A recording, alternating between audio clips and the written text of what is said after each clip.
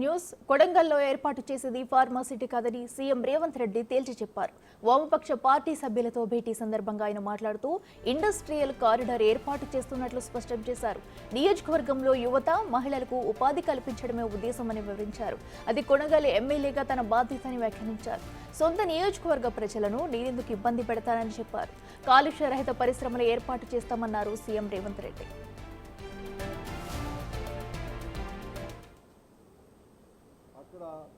అక్కడి నుంచి తీసి మరో చోట ఎక్కడైనా జనావాసం లేని చోట పెట్టుకోవచ్చు కదా అని మేము అడిగినప్పుడు అది మేము అసలు ఇండస్ట్రియల్ పార్క్ కింద పెడుతున్నామని చెప్పారు. మరి అది ప్రకటన చేయొచ్చు కదా అన్నాం.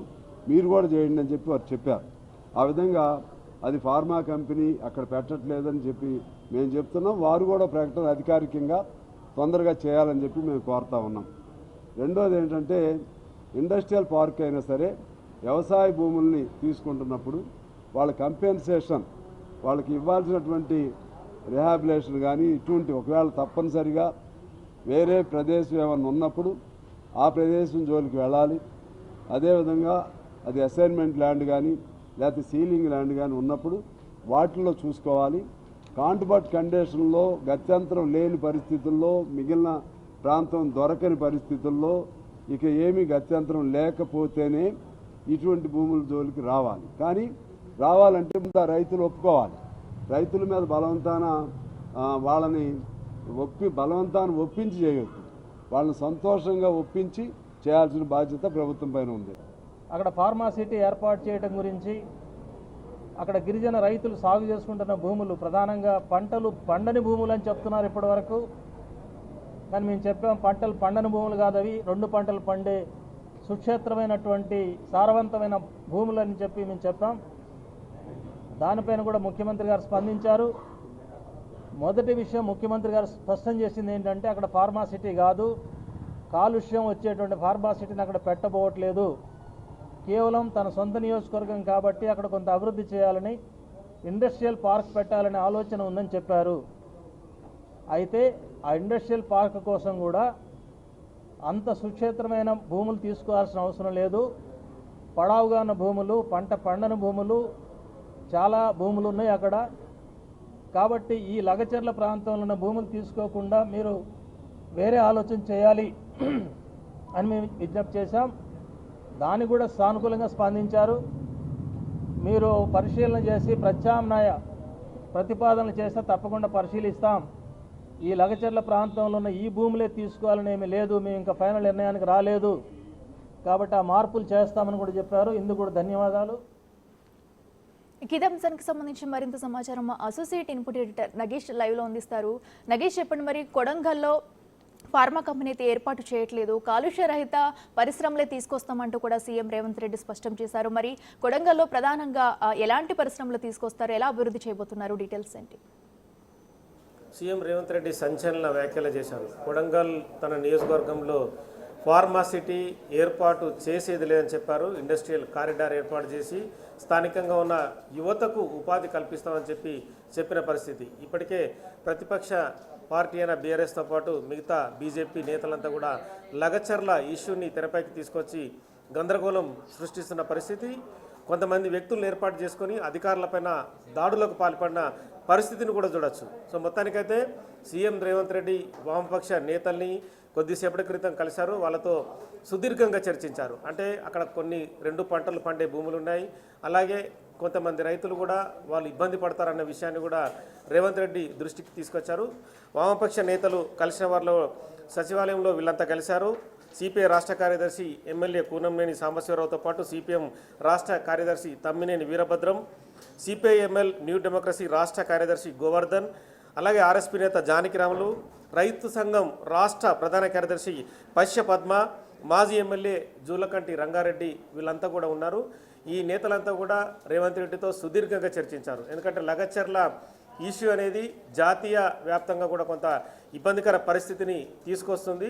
ఫార్మాసిటీ అనేది ఏర్పాటు చేయకముందే విపక్ష నేతలు కొంతమంది వాళ్ళకు సంబంధించిన వ్యక్తులను ఏర్పాటు చేసుకొని అధికారులపైన దాడులకు పాల్పడడం, ప్రభుత్వం నడపని విధంగా వాళ్ళు సీఎం రేవంత్ రెడ్డి కాన్స్టిట్యున్సీని వాళ్ళు టార్గెట్గా చేసుకొని ప్రయత్నించడం అనేది ఈ విషయమంతా కూడా వాళ్ళ మధ్య చర్చ జరిగినట్టుగా తెలుస్తుంది. కానీ రేవంత్ రెడ్డి ఒకటే దృక్పథాన్ని వాళ్ళతో వెలిబుచ్చాడు. ఎందుకంటే తన సొంత కాన్స్టిట్యున్సీని ఎందుకు నేను వాళ్ళని ఇబ్బంది పెడతాను, అక్కడ స్థానిక ప్రజలను ఇబ్బంది పెట్టాల్సిన అవసరం నాకేందని చెప్పి కూడా వాళ్ళతో చెప్పిన పరిస్థితి. నియోజకవర్గంలో ఉన్న యువత మహిళలకు ఉపాధి కల్పించడమే తన ఉద్దేశమని కూడా స్పష్టం చేశారు. ఎందుకంటే కొడంగల్ నుంచి వెనుకబడిన మహబూబ్నగర్ జిల్లా నుంచి సీఎంగా రేవంత్ రెడ్డి ప్రమాణ స్వీకారం చేశారు. ఇప్పటికే మహబూబ్నగర్ జిల్లా వెనుకబడింది.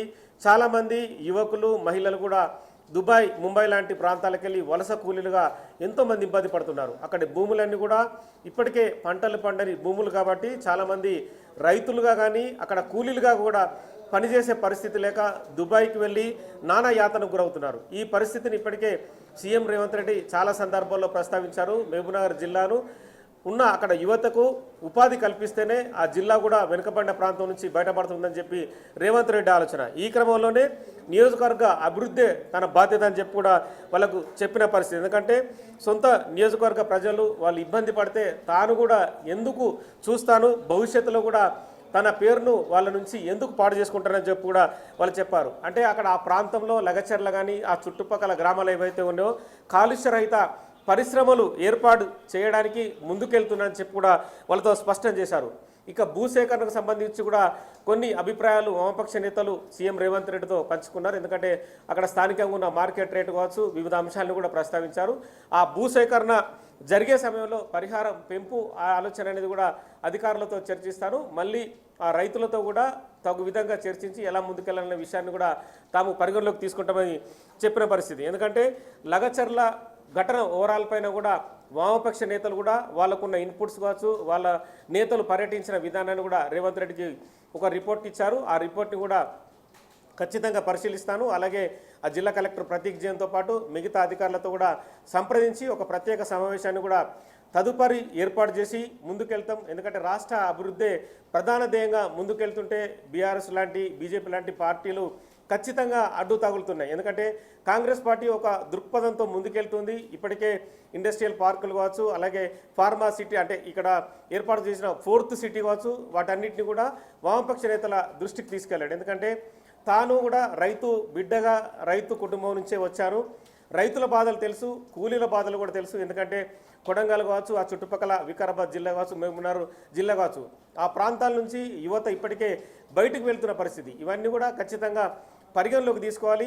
ఖచ్చితంగా అవసరమైతే కూడా మిగతా పార్టీల నేతలందరినీ పిలిచి కూడా అఖిలపక్ష సమావేశాన్ని ఏర్పాటు చేసి వాళ్ళ నుంచి కూడా వినతులు కావచ్చు, వాళ్ళ నుంచి అభిప్రాయాలు కూడా తీసుకునే విధంగా ముందుకెళ్తున్నామని చెప్పి కూడా వాళ్ళ ఇంటర్నల్గా సమావేశం జరిగినట్టు తెలుస్తుంది. మొత్తానికైతే వామపక్ష నేతలు ఈ ఇష్యూకు సంబంధించి, ఎందుకంటే ప్రతి చోట కూడా వామపక్ష నేతలు రెగ్యులర్గా పోరాటాలు చేస్తుంటారు, రైతుల పక్షాన పోరాడుతుంటారు, వాళ్ళు ఎర్రజెండా నినాదాన్ని ముందుకు తీసుకెళ్తుంటారు. ఈ క్రమంలో ఖచ్చితంగా ఎవరైతే రైతుల్ని, ప్రజల్ని, స్థానిక యువకుల్ని అందరినీ గౌరవించి కాలుష్య రహిత పరిశ్రమ ఏదైతే కొన్ని బీడు భూములు ఉంటాయో మిగతా భూములకు సంబంధించిన భూసేకరణ కావచ్చు, అక్కడ రేట్లు కావచ్చు, వాటన్నిటిని పరిశీలించాకే తాము ఖచ్చితంగా ప్రభుత్వం అంటే ఎవరైతే ఆ గ్రామాల రైతులు ఉన్నారో అక్కడ ఉన్న ప్రజలు కావచ్చు వాళ్ళందరినీ ఒప్పించి ముందుకెళ్తామని చెప్పారు. ఇదే విషయాన్ని కూడా మీడియా ముఖంగా వామపక్ష నేతలు కొద్దిసేపటి క్రితం మాట్లాడారు. ప్రజలను ఒప్పించండి, ప్రజల అభిప్రాయాలను గౌరవించండి, వాళ్ళందరి అభిప్రాయాలు తీసుకొని సంతోషంగా వాళ్ళు వెళ్తామంటే ఎవరికి అభ్యంతరం లేదని కూడా వామపక్ష నేతలు ముఖ్యమంత్రికి చెప్పారు. అదే విషయాన్ని కూడా మీడియా ముందుకు వచ్చి చెప్పిన పరిస్థితి కనిపిస్తుంది. అయితే నాగేష్, మనకి లగచర్ల ఘటన చూస్తేనే అర్థమవుతుంది ప్రభుత్వంపై బురద జల్లేందుకు బీఆర్ఎస్ నేతలు ఏ విధంగా సాహసం చేస్తున్నారు అనేది కూడా. అయితే ఈ నేపథ్యంలో ఇప్పుడు సీఎంకి వినతి పత్రం కూడా అందింది లగచర్ల ఘటనపై. మరి ఈ నేపథ్యంలో సీఎం రేవంత్ రెడ్డి ఘటనపై ఏ విధంగా ముందుకెళ్తారు?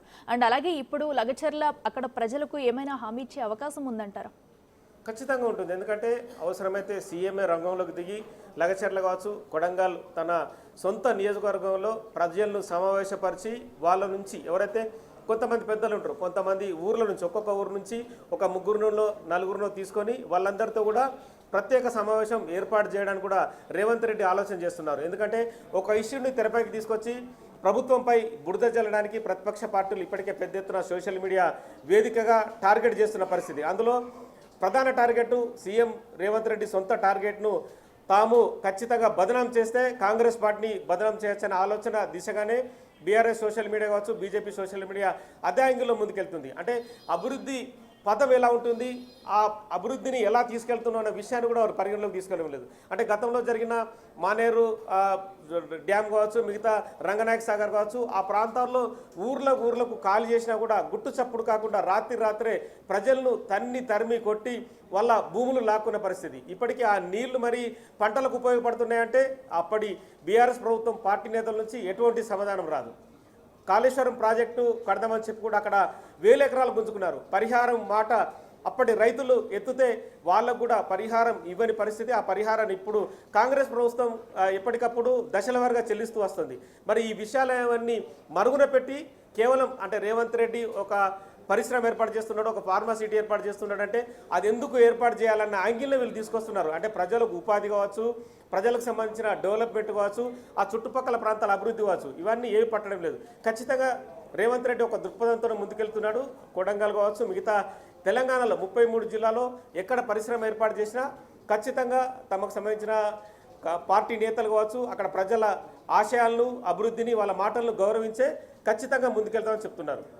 నగేష్, అయితే మరి ప్రజాప్రభుత్వం ఏర్పడి సంవత్సరం పూర్తవుతున్న సందర్భంగా కూడా విజయోత్సవ సభలు పెట్టి ఆయా చోట్ల మరి వరాల జల్లు అయితే కురిపిస్తున్నారు కొన్ని నియోజకవర్గాలు. అయితే ప్రస్తుతం మరి కొడంగల్లో కూడా ఈ సభ నిర్వహించే అవకాశం ఉందంటారా? అయితే నిర్వహిస్తే ఎప్పుడు నిర్వహించి ప్రజలకు శుభవార్త చెప్పే అవకాశం ఉందంటారా? అక్కడ ఎలా అభివృద్ధి చేయబోతున్నారు? ఖచ్చితంగా, ఎందుకంటే వచ్చే నెల 9 వరకు కూడా ఏదైతే రాష్ట్రంలో ప్రజల ప్రభుత్వం ఏర్పడి సంవత్సరం గడుస్తుంది. ఈ క్రమంలోనే చాలా జిల్లాల్లో కూడా ఇప్పటికే కాంగ్రెస్ పార్టీ ప్రభుత్వం ప్రోగ్రాంను ప్రకటించింది. అందులో వికారాబాదు జిల్లాకు సంబంధించి కూడా ప్రోగ్రాం ఉంది. ఎందుకంటే అక్కడ ప్రజలకు కూడా ఇప్పటికే చాలా విషయాల్లో ఎవరైతే బదనాం చేస్తున్నారో ఆ బదనాంకు సంబంధించి కూడా ప్రజలకు ఖచ్చితంగా చెప్పాల్సిన అవసరం కనిపిస్తుంది. ఎందుకంటే కొంతమంది నేతలు, కొంతమంది యువకులను, కొంతమంది రెచ్చగొట్టే వ్యక్తులను పక్కన పెట్టుకొని దాడులు చేయడం, ప్రభుత్వాధికారులు టార్గెట్ చేస్తే కనుక ఖచ్చితంగా ప్రభుత్వం బదనాం అవుతుంది. ప్రభుత్వం బదనాం అయితే తాము ఎలాగూ ఆ కాంగ్రెస్ పార్టీని బదనాం చేయాలి. అందులో రేవంత్ రెడ్డి లాంటి యువకుడు, యంగ్స్టర్ ముఖ్యమంత్రి అయినా కూడా అతన్ని బదనాం చేస్తేనే తాము ఏదో సాధించినట్టు అని చెప్పి కూడా చాలామంది బీఆర్ఎస్ నేతలు ఇప్పటికే ముందుకెళ్తున్న పరిస్థితి. వాళ్ళ సోషల్ మీడియా ఉన్న వాళ్ళంతా కూడా నిమిషానికి ఎక్కడో ప్రభుత్వ అధికారులు ఏదో పని చేస్తుంటే అది దొరకబట్టుకొని ఇక్కడ ఇది జరుగుతుంది, అక్కడ అది జరుగుతుందని చెప్పి రెగ్యులర్గా చెప్తున్నారు. ఇప్పటికే చాలా వేదికల నుంచి ముఖ్యమంత్రి రేవంత్ రెడ్డి డైరెక్ట్గా అటాక్ చేస్తున్నారు. ఈ మధ్యకాలంలో జరిగిన సంఘటనలు కూడా రైతు భరోసా కావచ్చు, రుణమాఫీ కావచ్చు, వాటన్నిటిని కూడా కొద్ది కాలంలోనే అవన్నీ కూడా ఖచ్చితంగా ప్రజలకు అందే విధంగా కృషి చేస్తామని చెప్పి కూడా పొంగులేటి శ్రీనివాసరెడ్డి చెప్పారు. ఓవరాల్గా ప్రజాపాలన విజయోత్సవాలు కూడా ఖచ్చితంగా వికారాబాద్ జిల్లాలో కొడంగల్ నియోజకవర్గంలో కూడా నిర్వహించే అవకాశం ఉంది. Right Nagesh, thank you.